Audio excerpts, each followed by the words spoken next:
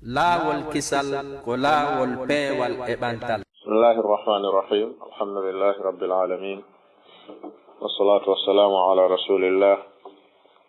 wa ala alihi wa sahbihi wa man wala.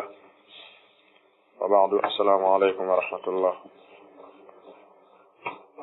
أيها الإخوة، ما زلنا نواصل هذه الدراسة وهذه المدارسة والمذاكرة في صحيح الآداب الإسلامية لشيخنا وحيد عبد السلام بالي حفظه الله تعالى ورعاه. ونحن اليوم في الباب الرابع، باب آداب الغسل، ونسأل الله تعالى أن يوفقنا إلى ما يحبه ويرضاه وأن يجنبنا عن كل ما يسخطه ويأباه. أريد أن يتقى الله سبحانه وتعالى يرين الأرض صلى الله عليه وآله وسلم salmina ngo islam yiɗen hande kadi hen serali e ndeɗo jangande e ndeɗo dartande e nder ndeɗo deftere sahihul adabil islamiyya nde ɓeɗo karmakoɓe tedduɓe maketeɓe Wahid Abdussalam Bali hafidahullahu ta'ala wa ra'ahu nde ɓe wasi yo jama on wattu hakkile mayre waɗande duɗal jangirde. Gasa Allah subhanahu wa ta'ala nafira julɓe ɓen ko selli ko ari konge mayre ko waɗi ko makuje nelaɗo tun alayhi salatu wassalam ɓe waɗi e dame mayre o selluɗi ɗum kadi e maɓɓe. Aray hande hiɗen ka damal nayaɓal woni damal neediji lootagol ko koyete longal ma neediji lootagol ko koyete janaba. Kayfiya muɗum woni honno lootorte e neediji ayneteɗi ɗin e lootagol ngol. Hino jeeya e dame ɗe jangeten e ngal ɗo damal. Awalan at-tasmiyatu inda khal'i siyab. Neɗɗo on no jeeya e neediji ɗo netorto jantagol Allahu tabaraka wa ta'ala tuma ɓortoto conci muɗum ɗin hara ɓortaki ɗi tum wallina. Thaniyan satrul awra illa min zawjatik aw ma malakat yaminuk. Suuɗugol neɗɗo on wirna awra makko on siwana hakkunde makko e ɓeygu makko ma ɗum korɗo makko. Salisan ghaddul basar an awratil akharin. Hippugol neɗɗo gite makko ɗen ga e awraji yimɓe ɓe. Rabi'an adamul israfi fil ma. Angal ɓurtingol neɗɗo on kalotagol longal. Bon angal ɓurtingol ndiyan ɗan waɗa ko hawri. Khamisan ittiba'ul ghusli shar'i. Etagol neɗɗo on jokka lotande shar'i nande nden no shar'inirano. Sadisan at-tayammunu fil ghusl. Fuɗɗorgol ñaamo gonka lotagol longal. Sabi'an tatahhurul mar'a bil misk qabla ghusli al hayd. Laɓɓinorgol sonnajo on o parfum wiyeteɗo misk ma ko nanditata e makko atto lootagol mo fiila ye on ma ɗum batte jibingol ngol. No jeeya e neediji ɗin alhirsu ala ghuslil jum'a. Lerɗugol neɗɗo on e dow lootanagol ndeɗo ñalande juma wonande juulo yowo juma mo julɗo mo juma waɗɗi. Tasi'an wa akhiran woni ta'jilul ightisali min al janaba. Yaccingol lootagol ngol wonande neɗɗo heɓuɗo janaba on haraw tonginali ɗum ha ɓurta yer ko newanimo. Ko ɗeɗo dame jeenayi ɓe woni sappinande en jannan e ngal ɗo damal wiyetengal adabul ghusl. Damal aranangal woni awalan at-tasmiyatu inda khal'i thiyab. Jantagol Allahu tabaraka wa ta'ala tuma ɓortoto conci muɗum ɗin ko sunna. روى الطبراني وهو حسن بشواهده أن أنس بن مالك رضي الله عنه أن رسول الله صلى الله عليه وآله وسلم قال: ستر ما بين أعين الجن وعورات بني آدم إذا وضع أحدهم ثوبه أن يقول بسم الله. إني في الإمام الطبراني كمعجم مأبه حديث هم سلري seedande wallitotoɗe mo tiiɗinamo. Hadis on no ɗetta Anas bun Malik radiyallahu anhu wonde manelaɗon sallllahu alayhi wa alihi wa sallam ɓe maaki satru ma bayna ayunil jinn, wirnago ko woni kon hakkunde gite jinnaji ɗin wa awrati bani adam e awraji bani ɓiɓɓe adama ɓen. ida wada ahaduhum, si tawi goto e maɓɓe no ɓortade sawbahu cancol muɗum ngol, an yaqula ko dow wiyata bisimillah. si o wi'i bisimillah o ɓortike conci makko ɗin, haray hakkunde awraji makko ɗin e gite jinnaji ɗin no way so o ɓortike conci makko ɗin e nder suudu fermindu marundu lampu, hara yimɓe no ton o ɗannina lampu on o ɓorto, niwre nden haɗa yimɓe ɓen yi'ugol awra makko on. ɗa kadi so wi bisimillahi ko ɗum wirnata gite jinnaji ɗin e yi'ugol awra makko on. idan wona hunde welsinetende muɗum bismillah. thaniyan, no jeeya e nediji ɗin, satrul awrati illa min zawjatik aw ma malakat yaminuk. neɗɗo ngeto surra awra muɗum on wirna ɗum ga e kala neɗɗo si wona ɓeygu muɗum ma ɗum korɗo muɗum. rawa al-imam ahmad bi sanadin hasanin an bahs bun hakimin an abihi an jaddihi qala qultu ya rasul allah awratuna ma na'ti minha wa ma nadhar qala ihfaz awrataka illa min zawjatika aw ma malakat yaminuk. qultu ara'ayta in kana al-qawmu ba'duhum fi ba'din قال إن استطعت ألا يراها أحد فلا يراها. قلت أرأيت إن كان أحدنا خاليا قال فالله تبارك وتعالى أحق أن يستحيا من الناس. ولو حديث إمام أحمد فيلي كمسند مأبه تايتوغي نندن هنا سلي سمدتا إباز بن حكيم ونودتي النبيه غا إباب مؤون baabe mun no detti an jaddihi ga e soro mu'um radiyallahu anhum qala wi qultu wi ammi nelaɗon ya rasulallah awratuna awraji amen ɗin ma na'ti minha wa ma nadar, ko honno men feññinta e majji, ko honno men suuɗata e majji, ko honno men aynirta awraji amen ɗin. qala ɓe maake ihfad renu awrataka awra maɗa on illa min zawjatika, sina e ɓeygu maɗa on ɗon ta suuɗuma awra maɗa, aw ma malakat yaminuka, sina ɗum korɗo ma mo jeytirɗa ñaamu maɗa ta wirnumo awra maɗa. qultu wimi ara'ayta yetelan nelaɗo on in kana alqawmu ba'duhum fi ba'din, si tawi yimɓe ɓen hino jillodiri e nokku, ko honno neɗɗo surrirta ɗon awra muɗum on. qala ɓe maake in istata'ta, si a hattani allah yaraha, nde goto yiyata awra maɗa on ahadun hay e goto, eto hara fala yaraha o yiyatamo. sa wawi hara goto yata awra ma on, sina ɓeɓe mi yetima, eto ha hara goto yata awra maɗa on, wirnu awra ma on e yimɓe ɓen. qultu wimi ara'ayta in kana ahaduna khaliyan, yetelan si tawi goto e amen hinoye nokku weddiɗo ka goto renta ɗum, ɗumo wawi ɓortade o daroro ni si tawi neɗɗo rentamo. qala ɓe maki fallahu tabaraka wa ta'ala, ko allahu tedduɗo mawnuɗo on, a haqqu ɓuri handude an yustahya minhu, nde hersete e makko minan nasi e dima yimɓe ɓen. ko waɗi sa andi yimɓe ɓen hino rentuma ɓortata ko darorani yeeso maɓɓe,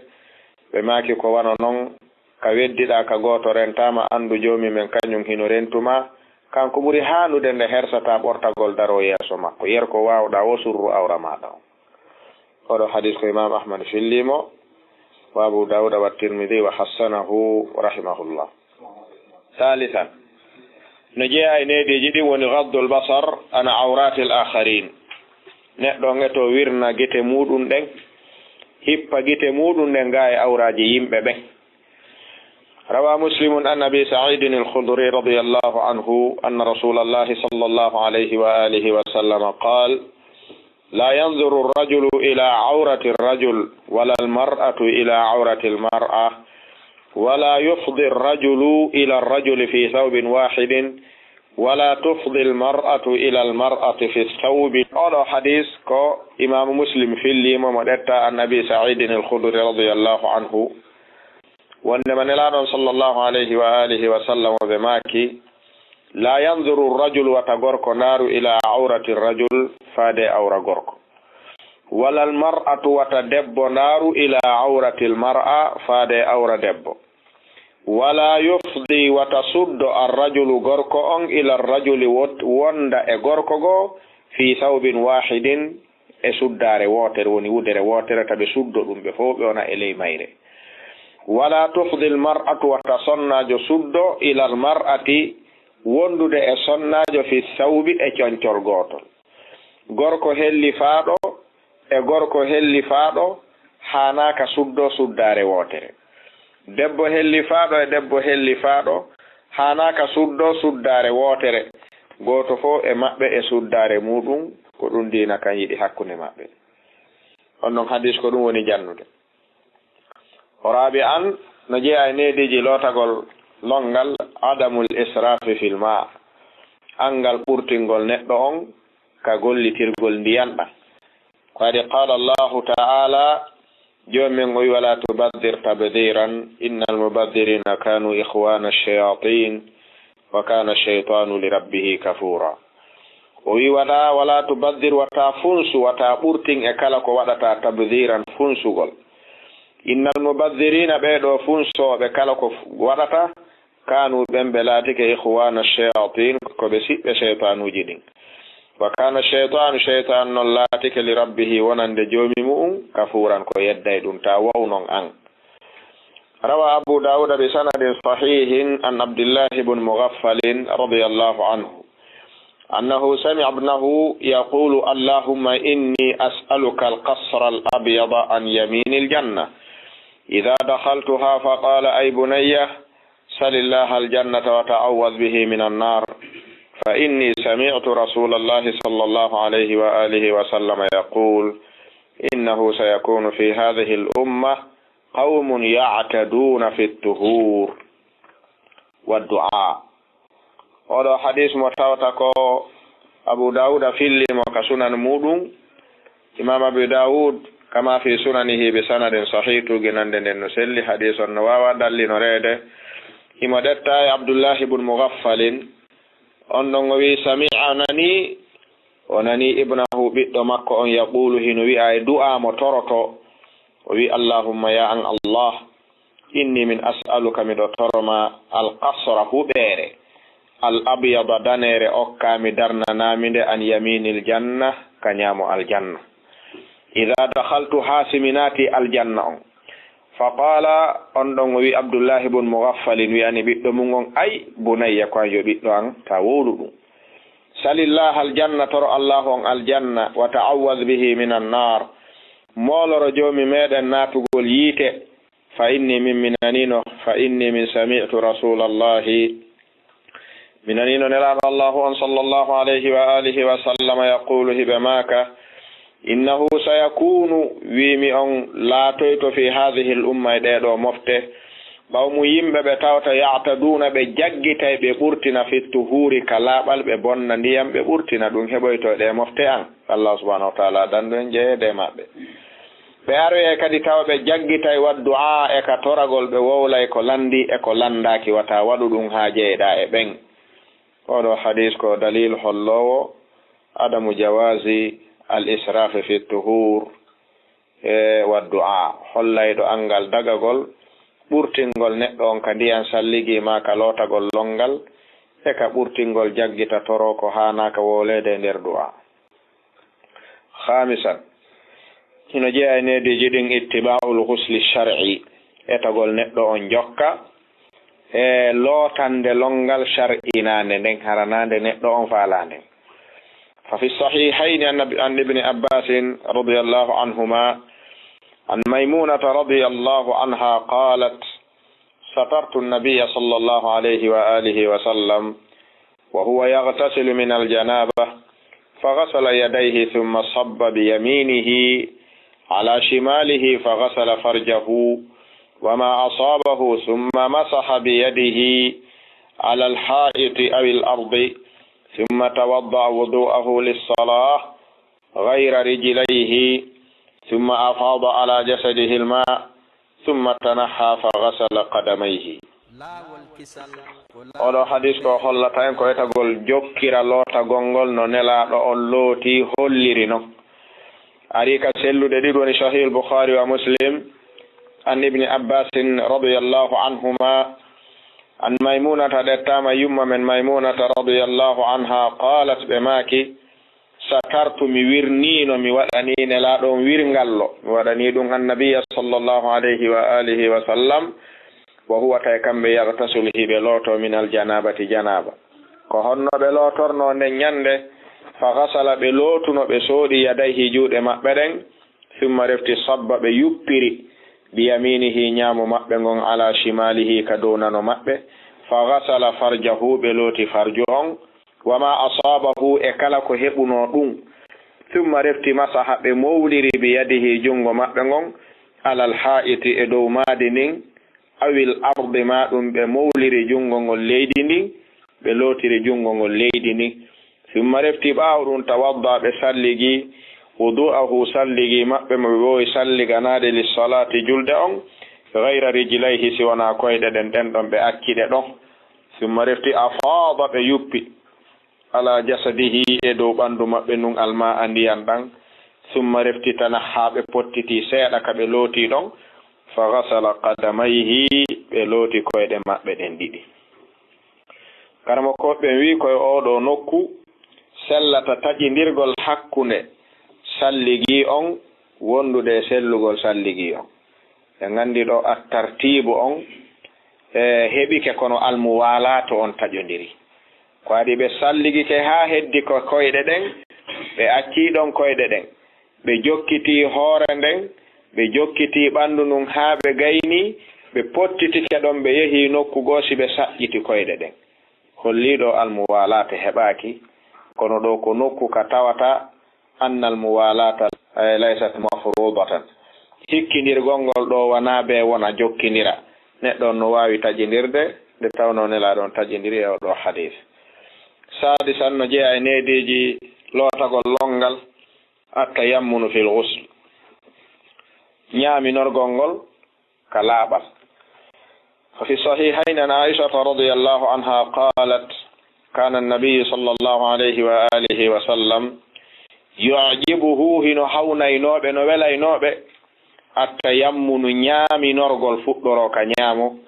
fi tana'ulihi ka ɓornagol ɓe paɗe ɗen ko ñaamangal ɓe artoto wattade wa tarajjulihi ka peeñagol maɓɓe ko sengo ñaamo ngon ɓe fuɗɗorto ko wano noon ka fembagol maɓɓe kadi ko ñaamo ngon ɓe fuɗɗorto wa tuhurihi laaɓal maɓɓe ngal kadi fof ko ñaamo ngon ɓe fuɗɗorto wa fi sha'nihi kullihi bal fiyakuji maɓɓe ɗin fof ko ñaamo ngon ɓe yiɗi si wona ko ñaamo ngon ɓe yiɗi fuɗɗorde sina ka ɓe ittiti wano natugol ka hurgo e ko nandi e muɗum haray ngal ɗon damal ko ngal tindinta en ko yiɗede neɗɗo on yo ardi ñaamo ngon e piiji laaɓuɗi tedduɗi ɗin fof o yiltidira o ardina nanal ngal e nokkeli tabata ko soɓuɗi ɗin e jaasuɗi ɗin fof saabi an no jeeya e neediji ɗin lootagol longal tatahhurul mar'ati bil miski qabla ghuslil haydi sonnajo no hani laɓɓinorde parfum o woni misk ma o wona misk o jokkintinna ɗum batte ƴiƴanɗan atto o lootade fi batte fiilaye ma ɗum atto o lootade batte jibingol ɗum ɗon hino jeeya e sunna ɓeydiɗo e haqqe sonnajo on ka lootagol mo longal fa fi sahihayn an aishata radiyallahu anha qalat sa'alat imra'atun annabiyya sallallahu alayhi wa alihi wa sallam kayfa taghtasilu min haydatiha qala fa dhakarat annahu 'allamaha kayfa taghtasil thumma ta'khudhu qirsatan aw firsatan min miskin fatatahhar biha قالت كيف أتطهر بها قال تطهري بها سبحان الله واستتر وأشار لنا سفيان بن عيينة بيده على وجهه قالت عائشة رضي الله عنها واجتذبتها إلي وعرفت ما أراد النبي صلى الله عليه وآله وسلم فقلت تتبعي بها أثر الدم arengal ɗo damal jeɗɗaɓal ko ngal faala hollude ko yiɗede jokkintingol sonnajo on ka lootagol batte fiilaye e ka batte jibingol o gollitira parfum atto o lootade ina jeeya kadi ko ɓeydi e ɗum ɗon wonande fiiliɗo laaɓi ma jibinɗo laaɓi sancugol sukunu makko nun simo moori ko sunna e ɗiɗo ɗiɗi kono wona sunna ka janaba kañum arika sellude ɗiɗi an aishata radiallahu anha qalat ɓe maaki salat landinoke imra'atun sonnajo o ari o landi annabiya sallllahu alayhi wa alihi wa sallam o landi kayfa tagtasilu min haydatiha ko honno o lotorto batte fiilaye makko on si o laaɓi qala o wi fa dakarat woni filli ɗon woni Sufyan bun Uyayna o wi fa dakarat yumma men Aisha filli wondema annahu allamaha nelaɗo andinno on ɗon sonnajo kayfa tagtasil ko honno lotorto batte fiilaye summa refti ta'khudhu ɓe maaki an oɗo sonnajo a ɗettay firsatan kottolum woni hottolum min miskin wuja e makkum parfum misk ɗo noon misk on laysa maksudan ko parfum on woni ko ɗaɓɓa haysi wona miskis ko parfum no selli fatatahhur biha laɓɓinora ɗum ɗon woni wuja ɗum ɗon nokku ka ƴiƴanɗam memayno ton qalat sonnajo on ronki famude ko nelaɗo maaki kon kayfa o wi ko honno nelaɗo atatahhuru biha mi laɓɓinorto parfum on qala nelaɗon ɓe maaki tatahhuri biha laɓɓinor parfum on wi'umami subhanallah jomi men laaɓi pottike o mawni a famali komi innuma kon wastatara on say nelaɗo on ɓe wirni wa ashara lana Sufyanu bun Uyayna fillaniɗo tabi'ina ɓen hadis on o wi'i ko honno nelaɗo surrolno wirnorno